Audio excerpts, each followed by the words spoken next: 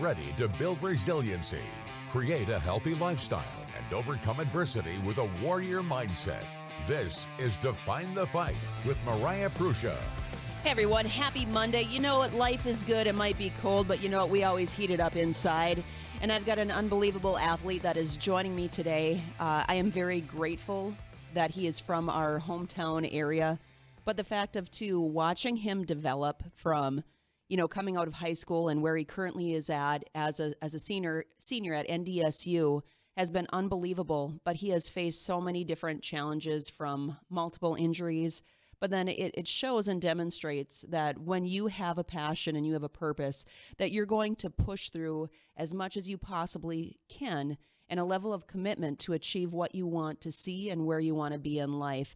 So joining me today, I have NDSU offensive tackle, senior Mason Miller. Welcome to the show. Thanks for having me, Mariah. You know, I sometimes sitting on the live radio can be a little, different. But at the same point, this is your story. And what I'm excited about is you have a level of that warrior mindset that it can take adults a long period of time to develop. So, working with you, I can see that and the effective leadership that you have as an individual for yourself, but then also for your team is very huge. And it's honorable to see that within you. Well, thank you very much. It's, it's a character that was instilled in me by, many individuals back home, my parents, and then, family and friends that have just been really, really close and helped me through this journey. Absolutely. And, we were talking about your season now. Let's just kind of break down what your season looks like. And then I want to move into how you developed into the football player that you are today. So looking at your guys' season, I know you guys are coming off a tough loss on Saturday. How do you guys end up breaking that down as a team to move forward for what is coming in regards to tournaments? Right. Playoffs are obviously right around the corner. It's a one and done season now. Obviously, you want to win that last game. You want to be outright Missouri Valley champions. But obviously, unfortunately, we weren't able to come through and win. But it's every moment in a game, every moment in your life is a learning experience. So we're going to take from that game what we learned, and we're just going to try to implement it, not do it again. Obviously, when you make a mistake, you don't ever want to do it again. And then just get better each and every single day. It's a get better or you're getting worse mentality. So, just go throughout each and every day, each and every hour, practice, whatever, film, just getting better and better.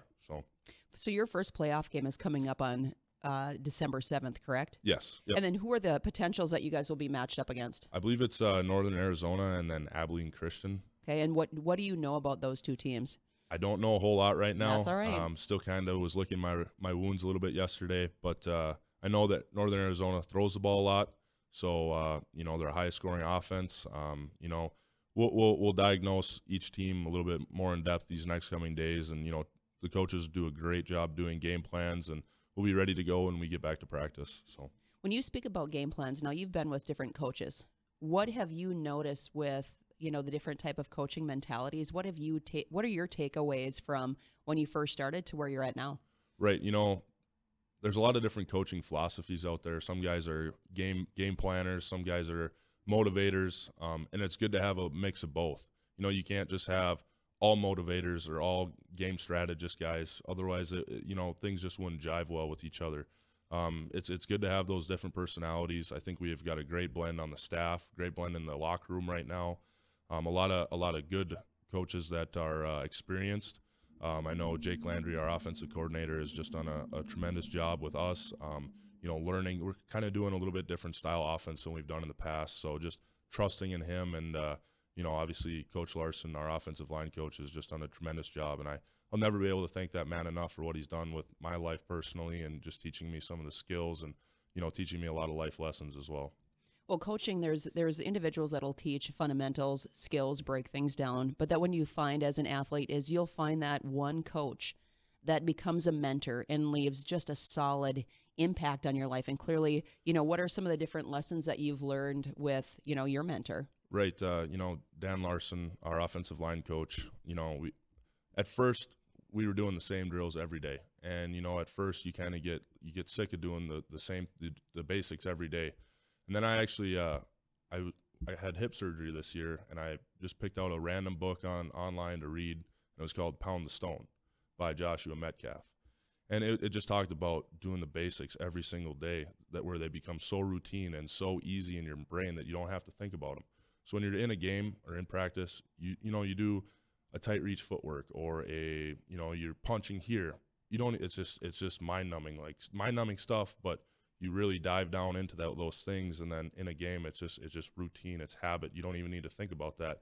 You can think about something completely different. You can think about that corner coming off the edge instead of where did this hand goes on this punch. So, just kind of maybe not understanding it right away early in my career, but then having that opportunity to read that book and just kind of come away with some of those things and understand it a little bit better has really helped me this year a ton. Well, there's connecting pieces. I think if we don't do the research on personal growth and development, sometimes we can't connect the dots on somebody can say something to you over and over and over again. Let's just talk about parents in general. They're giving us advice throughout our entire life, but the script can be flipped just a little bit differently from another individual, and then all of a sudden it's like that aha moment or that light bulb comes on. I'm like, okay, my parents were telling me this the whole time. I just didn't resonate with it right away. So what you're saying is you just took that next step, that next level, and with Pound the Stone, it was a level of, okay, I understand repetition. It becomes muscle memory, and that's anything in life too. When you look at daily habits, you can't expect excellence or to reach success if you're not practicing something on a regular basis, because you're setting yourself up for failure without a plan and without, again, repeated measures to get to that next level. Right, exactly. I mean, it's like if you don't brush your teeth every day, your teeth are going to rot out and fall out. It's just simple stuff like that you don't even think about that you're doing, but really it's an important step in a grand scheme of things. So just I mean, obviously that book helped me understand, but him teaching us those things is huge and crucial. And I wish that I could. That's my thing that I'm trying to leave with some of these younger guys, is that these repetitions are crucial. These these same things that we do every day, these basic things are huge in the grand scheme of things as well. So when you look at being a senior now, Mason, how do you feel that you are leading different? So you're trying to pass different things on to the underclassmen. How are you now that you've gone through what they've gone through, and now you're in a different phase and you're looking at, okay, yes, knocking out the rest of this year, but then also too looking at what does my future look like? What are some things that you are doing differently to help open the eyes or to lead the individuals that are going to be here still at NDSU than in the upcoming years? Right. A senior when I was a young guy, I actually had the opportunity to go and work on one of his football camps earlier this year, and he was just talking a little bit about legacy and what his legacy was. And he was kind of getting upset because his legacy wasn't what he did at NDSU, it's what he left at NDSU. And what he left at NDSU was us, our class of O-linemen, and we haven't won since he left. So just kind of trying to instill in these guys that about that legacy piece is it's not about what I do here, it's about what I leave here. And what I leave here is you. So your success is my success. So just trying to, hammer home with these guys that, you're not playing right now. You've had chances, but, you haven't been able to figure it out. But this is what you got to do to get there. And you got to get there quick because, we graduate 3 starters on the offensive line next year. So it's going to be a shift change again. And, just trying to hit home with these guys and have it click in their brains. Sometimes it's a little bit harder it's a little bit challenging, but I know that they're going to get it. And, they're just a good group of kids, and, they work really hard. So just trusting in them and, just trying to pass on my knowledge. And, I've got a great counterpart in Gray Zabel as well. He's going to be an All-American. He's probably going to win the Missouri Valley Offensive Lineman of the Year award. So, just having him in my back corner too. And that's really what we're trying to do this year, is just instill that legacy in the years to come. And that's a great way to look at it too, Mason, is that leaders too, I think for people to understand too, is that it doesn't matter where you're at in your life. You always need a coach. You always need an individual to learn from. And the fact of everybody else's success is part of your success. And instead of it's not just about the me mentality, it's about the we mentality. And I think that's very easily forgotten. But the humility and the fact that it's checking the ego and saying that when we link arms together, that's when we become and we find and reach success. How did the football all develop? I know that you played multiple sports over at Ada. So let's break that down, because you were also a track rock star. Yeah, I played track, football, and then basketball. And I thought basketball was the end-all, be-all. I thought basketball was my favorite. I thought I was going to play college basketball. So what led you into, clearly I worked with you before going in as a freshman. What was the turning point for you to say, okay, yeah, I want to go the direction of playing football? Well, I actually got a junior day invite my sophomore year. So, freshman year and then part of sophomore year, I was like, I'm going to be a basketball player. I love basketball, doing all this AAU stuff, traveling all over the countryside. And then I got the junior day invite to NDSU, and I was like, why the heck they must have got the wrong guy. I'm just a skinny, probably like 180 pounds at the time. And then, I just started getting recruited pretty hard. And, it was a lot of fun to, go to these different places and have interactions with different coaches and, just kind of see what the world of football was like, because I never really was in love with it per se in high school. Obviously, being a 6'5", 6'6" guy in college basketball doesn't really take you very far. But, having the opportunity to play football and, didn't really know where my ceiling was, didn't know what my potential was, kind of knew that in basketball. But, just having the experience and the opportunity has been a real blessing. So.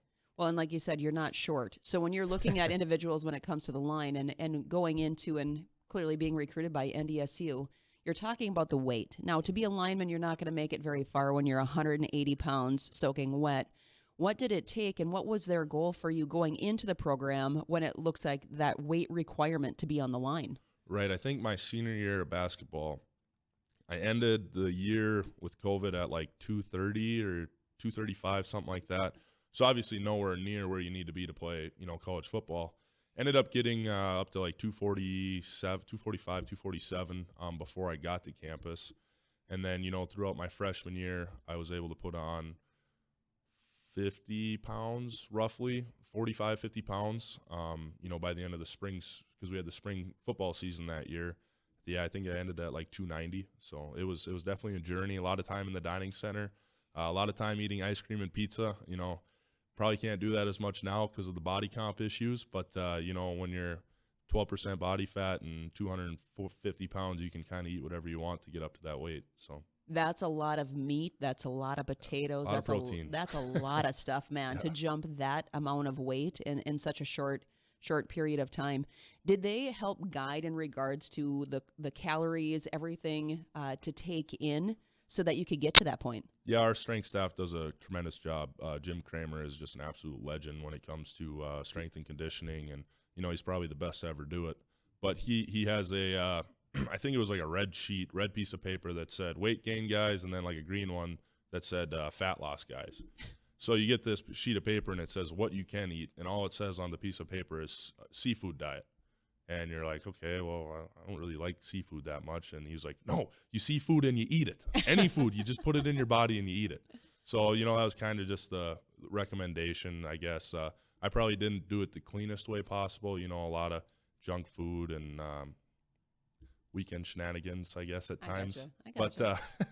But, everything is, I have one of the lowest body compositions now. So it's really been able to turn the last 4 years into a truly, redefining and recreating my body the best way possible.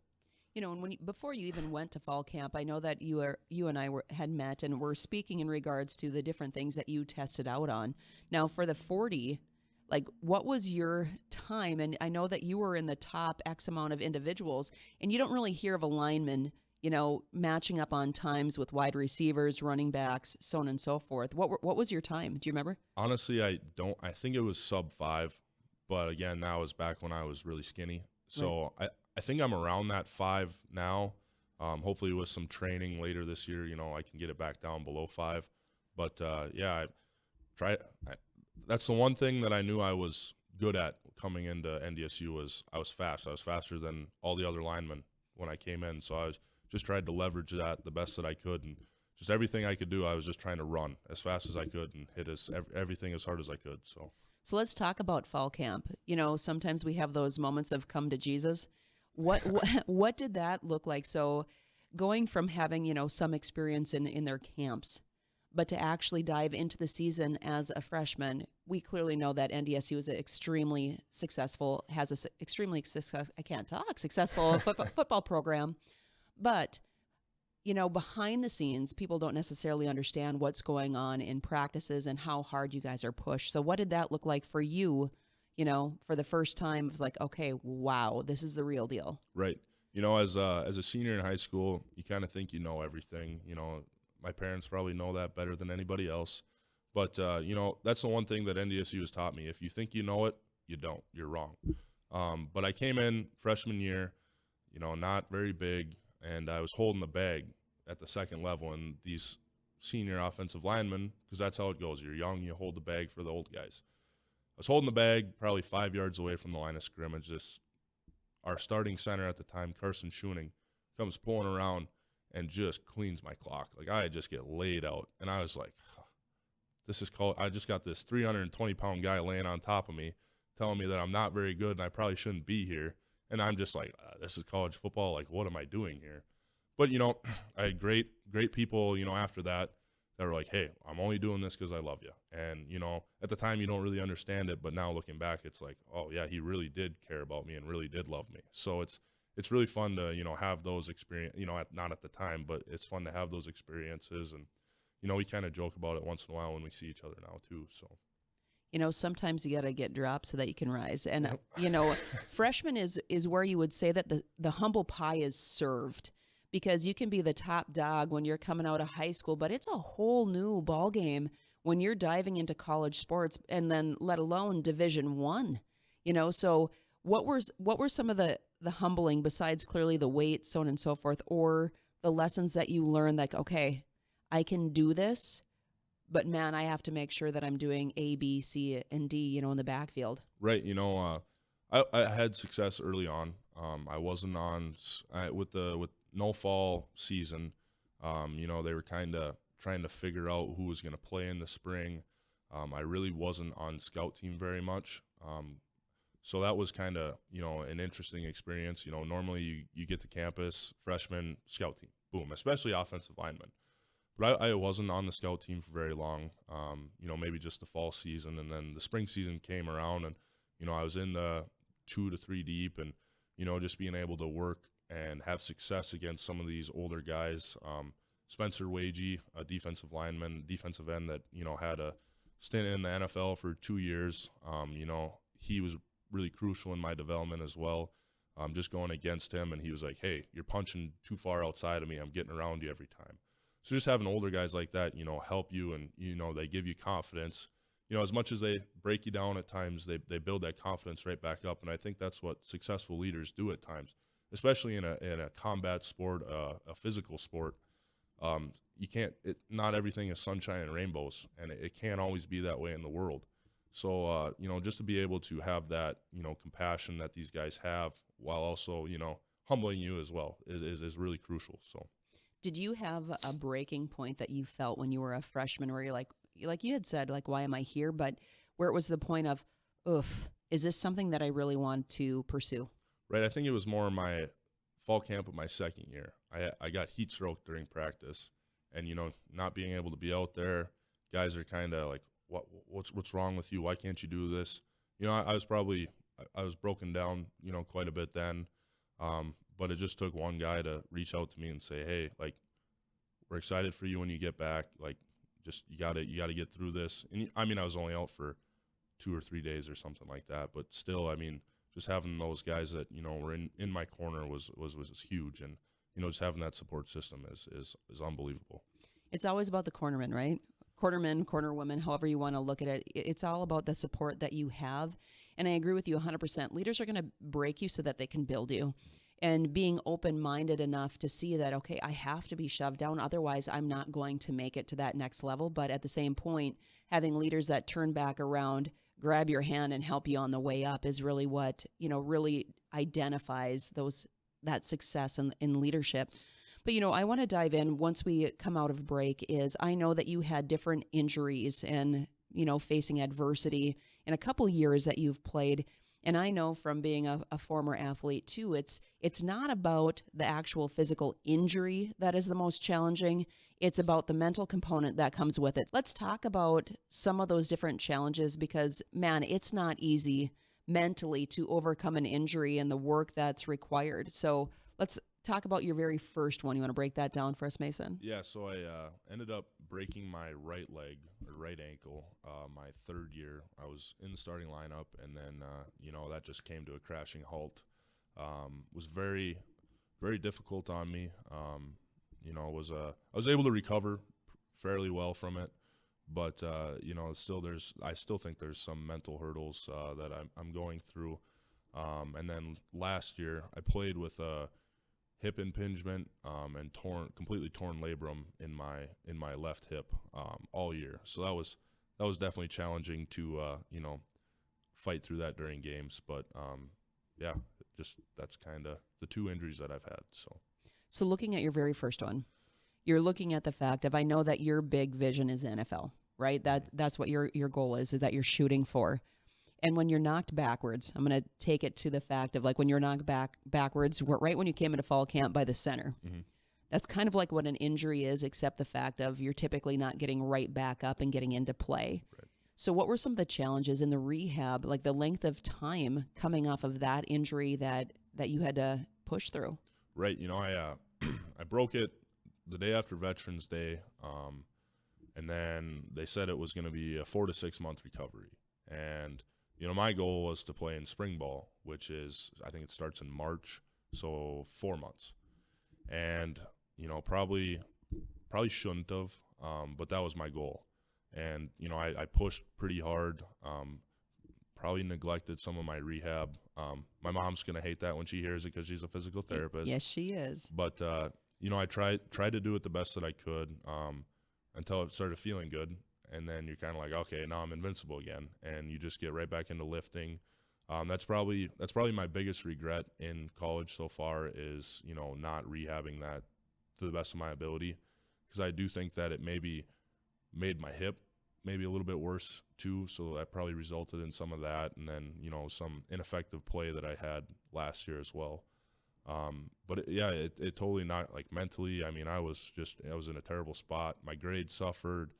Friendship suffered, relationship suffered, just because I was in a bad spot. It was really, really hard on me. Thankful for that. I had friends that, and a great girlfriend that, she was very patient with me and, helped pull me out of some dark places at times. Just like I said, it was my one regret was not recovering probably as well as I should have. But yeah, I mean, it's just it's a knockback, and I'm thankful at times that I had the hip surgery because I was able to rehab my ankle.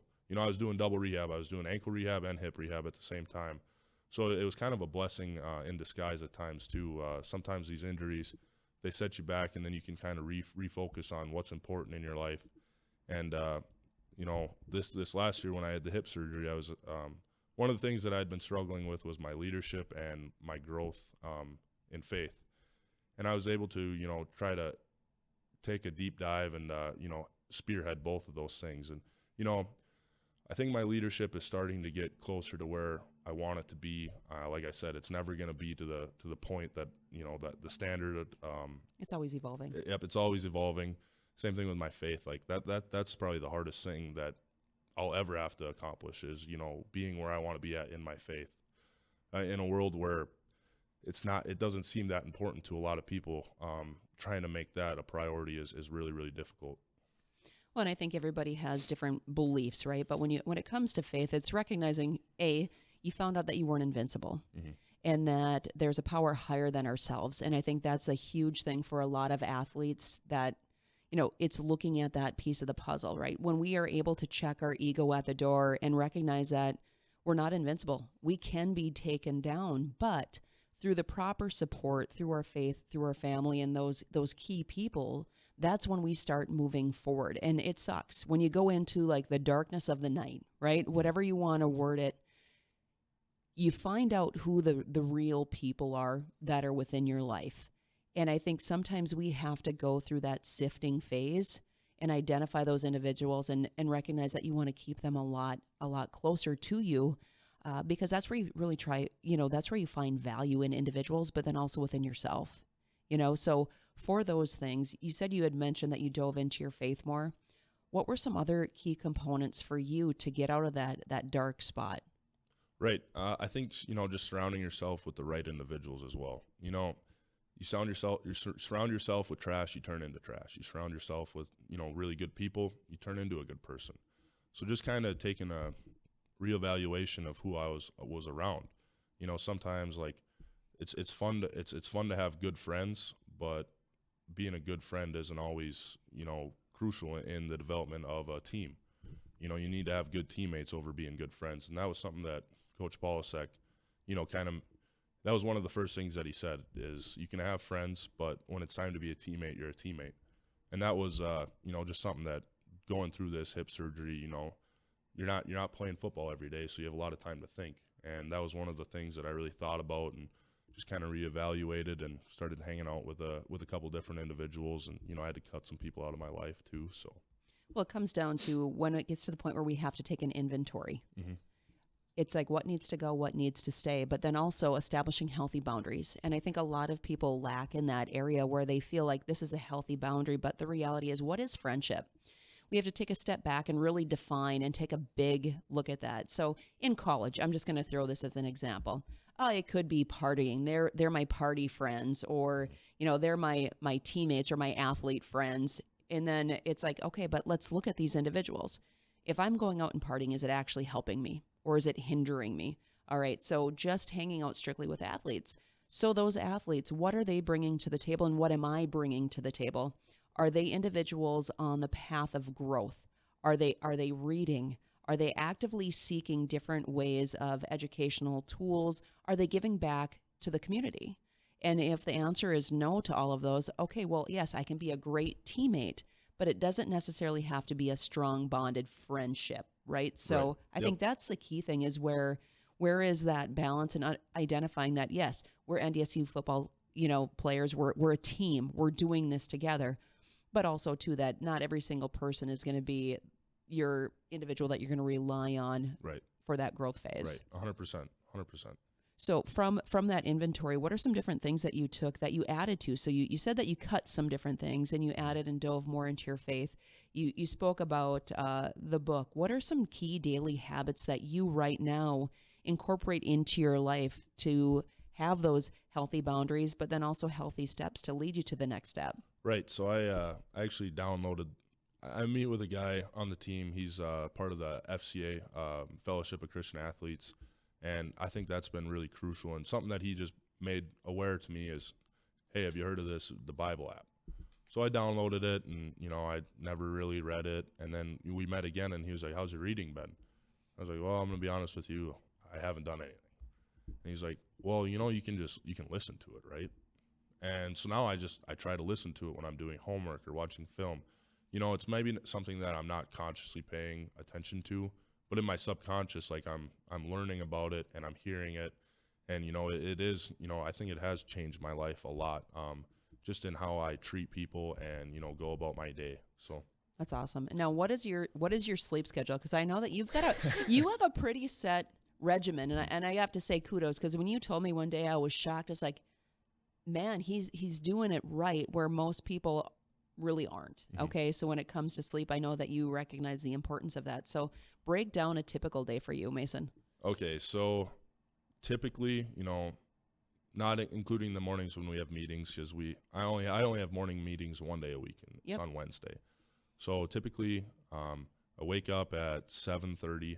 I go get breakfast, and then I come back home. I start watching film, doing homework. I don't have very much homework this year because I graduated last spring, so they're kind of just some easy classes. But just try to get it knocked out at the beginning of the week so I don't have to worry about it. By that time, it's lunchtime, and then I'll go eat lunch, head to the Fargo Dome. I'm at the facility for probably 8 to 9 to 10 hours a day. So I'm there at 12:30, 1 o'clock typically. Watch more film. Just kind of that's kind of my time where I hang out with my buddies, and that they're all playing the new NCAA football game, and I'm terrible at video games, so I just sit there and watch. So I just hang out with them and just have some fellowship with them. And then, we have meetings at 3 o'clock, and then, go through that, practice, done by 7-ish, have supper. Whether it's we're blessed and have catered meals Tuesdays and Wednesdays. So those Tuesdays and Wednesdays, I'll take my catered meal back to the Fargo Dome, where a group of 4 of us offensive linemen get together and we watch film until about 9:30, 10 o'clock, head home, hit the hay as soon as possible, and then back up at 7:30 the next day to do it over again. How do you feel that all of your daily habits are going to help you reach that next level? Just the preparation and the focus. I mean, really like trying to be detail oriented is really crucial. I mean, the NFL, it's the 1%er of the 1%ers there. So, just if I can set myself apart with just the small details, I think that's going to be huge and crucial. When you look at current players in the NFL, you can tell where some individuals are lacking and some individuals excel. What do you think some of the missing pieces are? Yes, they made it to the NFL, but what do you think that would have been key pieces to make them stronger players mentally and physically in the NFL? Right. Just talking to a bunch of guys, teammates of mine that have made the NFL is, a lot of these guys they have that I've made it mentality. So just to never have that mentality, never have the I'm good enough, never have the, I've made it, or I can just kind of coast by mentality is huge. Like, I mean, you see guys that are drafted in the first round get a big paycheck and they're like, oh, no, I don't have to do anything. I don't have to work hard because I just made $10 million. And I mean, when they could have made $60 million, by just working hard. Like, working hard is such an underrated thing. Like, all you have to do is show up and work hard, and you're gonna provide something to the environment. 100%. And the reality is we can't rely on guarantees because nothing in life is guaranteed. It does require work, grit, that determination, and the commitment, because at any point in life, I know some players have seen that the rug was pulled out from underneath their feet, or the fact an injury occurred too, and then it's like, now what? So looking at that mission and your purpose, let's talk about what you're currently doing on steps, on connections, and reaching out and networking for that next phase of your football career. Right.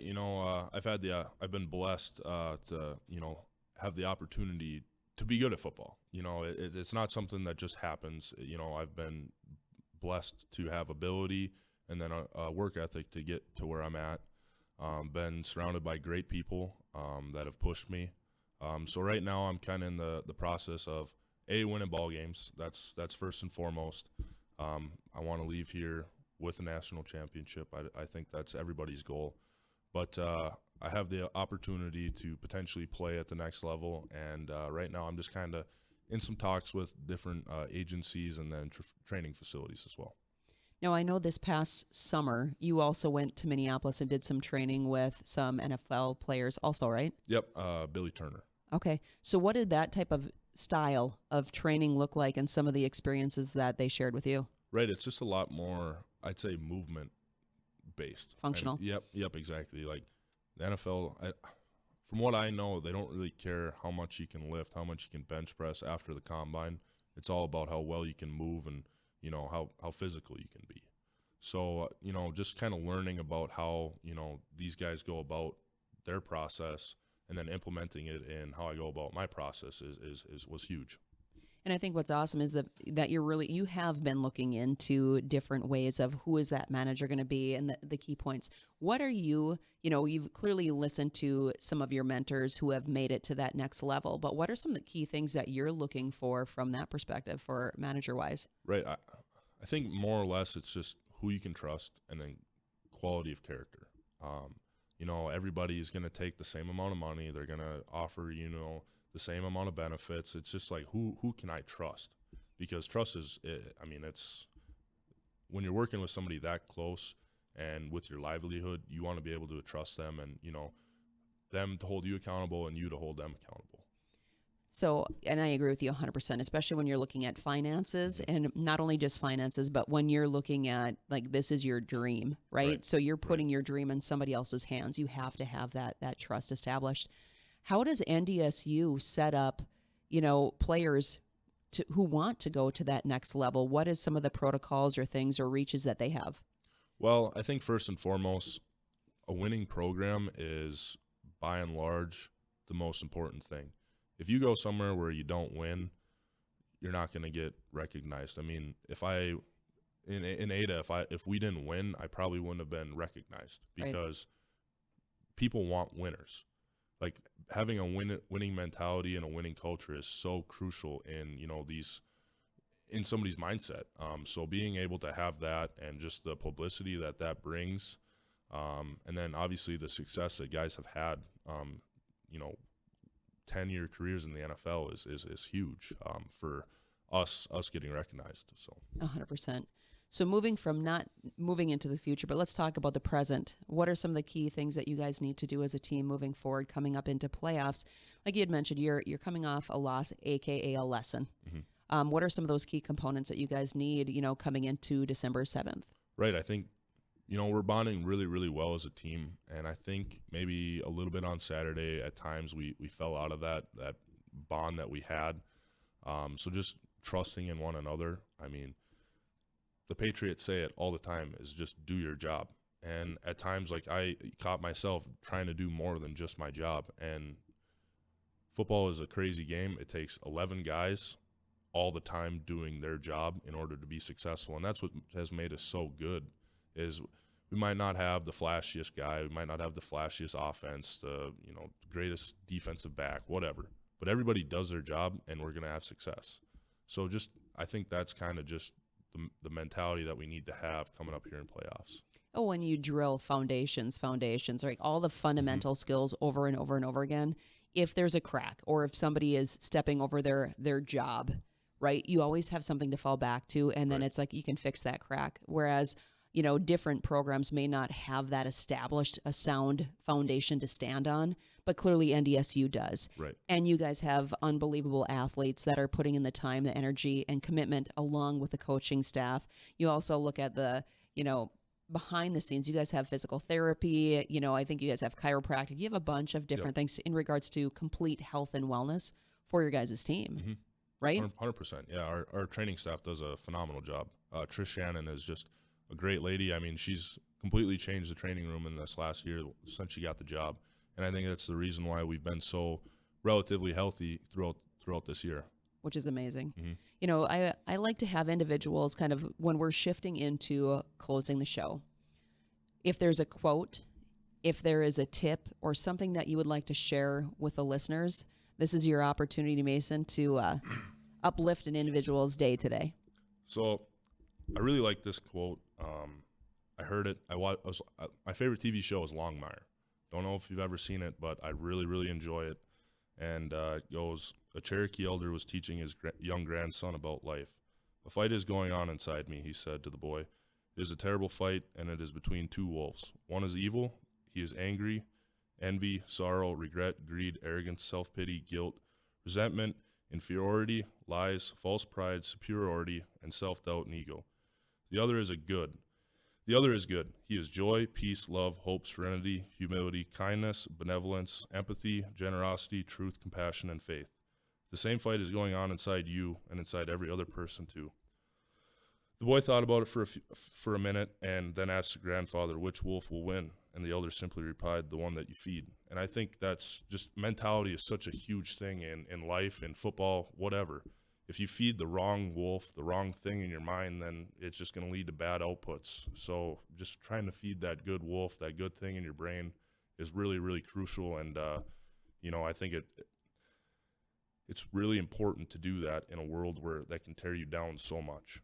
100%. And I can tell, Mason, that you are clearly fueling the right wolf because it's leading you to that next step. And you're an amazing leader. And I want to thank you for making the time to come on the show today because you know what? At the end of the day, it's all about how are you going to choose to define your fight. So I wish you guys the best of luck coming up into the playoffs where the Bisons just take it home again.